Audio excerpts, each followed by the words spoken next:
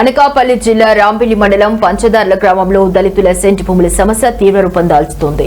Panchadarla assigned భూముల జోలికి వస్తే ఉద్యమాన్ని రాష్ట్ర స్థాయికి విస్తరిస్తామని విధ్వంసం హెచ్చరించింది. గత 17 రోజులుగా పంచదార్ల అసెంట్ రైతులు ఉద్యమం కొనసాగిస్తున్న నేపథ్యంలో నేడు విదేశం ఆధ్వర్యంలో పలు దళిత సంఘాల నాయకులు సంఘీభావం ప్రకటించారు. ఈ సందర్భంగా విదేశం రాష్ట్ర కన్వీనర్ డాక్టర్ బూసి వెంకట్రావు మాట్లాడుతూ రాష్ట్రంలో లక్షల ఎకరాల అసెంట్ భూములు అన్యాక్రాంతం అవుతున్న చర్యలు తీసుకోలేని అధికారులు పంచదార్ల దళితుల భూములని స్వాధీనం చేసుకోవాలని ప్రయత్నించడం వెనుక పెద్ద కుట్ర ఉందని ఆరోపించారు. చట్ట వ్యతిరేక చర్యలకు అధికారులు ముందడుగు వేసినా తగిన మూల్యం చెల్లించుకోవాల్సి ఉంటుందని స్పష్టం చేశారు.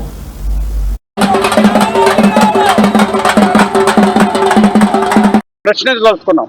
ఎంఆర్ఓ గారు ఈ మండల ఆఫీస్ చుట్టూ సర్వే నెంబర్ 89కి సంబంధించి 25 ఎకరాలు కబ్జా చేయబడ్డాయి.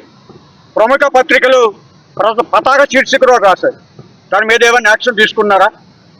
ఇదే రాంబేలి మండలంలో వెంకటేష్ కుటుంబానికి సంబంధించినటువంటి 5 ఎకరాల భూమి బీసీ కులస్తుడు ఆక్రమించాలని ఫిర్యాదు చేస్తే దాని మీద స్పందన లేదు. పైగా మీ వీఆర్ఓ 1,50,000 రూపాయల లంచం తీసుకున్నాడు, దాంట్లో మీ వాటా ఉందని చెప్పి మేము ప్రత్యక్షంగా ఆరోపించి ఉత్తరం రాస్తే దాని మీద చర్యలు లేవు. విశాఖ జిల్లా కలెక్టర్ గారు మీ ఆధ్వర్యంలో ఈ భూమి అంతా రక్షించబడాలి. ఇవాళ కశింకోట మండలంలో తాళపాలెం జంక్షన్లో భూ ఆక్రమణకు సంబంధించి మీ సంజాయిషి ఏమిటి అని అడుగుతూ ఉన్నాం. శారదా నది ఒడ్డున 15 ఎకరాల గెడ్డ పోరంబోటు ఆక్రమిస్తే మీరు ఏం చేస్తున్నారు అని అడుగుతూ ఉన్నాం. సత్యనారాయణపురంలో సర్వే నెంబర్ 67లో విలువైనటువంటి లక్షల భూమి ఆక్రమిస్తే మీరేమి చర్య తీసుకున్నారని అడుగుతున్నాను. మీరు తీసుకోవాల్సిన చర్యలు అక్కడ ప్రభుత్వ భూమిని కాపాడాల్సిన మీరు రసాయన భూముల్ని ఆక్రమిస్తున్నారని చెప్పి మేము ప్రకటించదలుచుకున్నాం.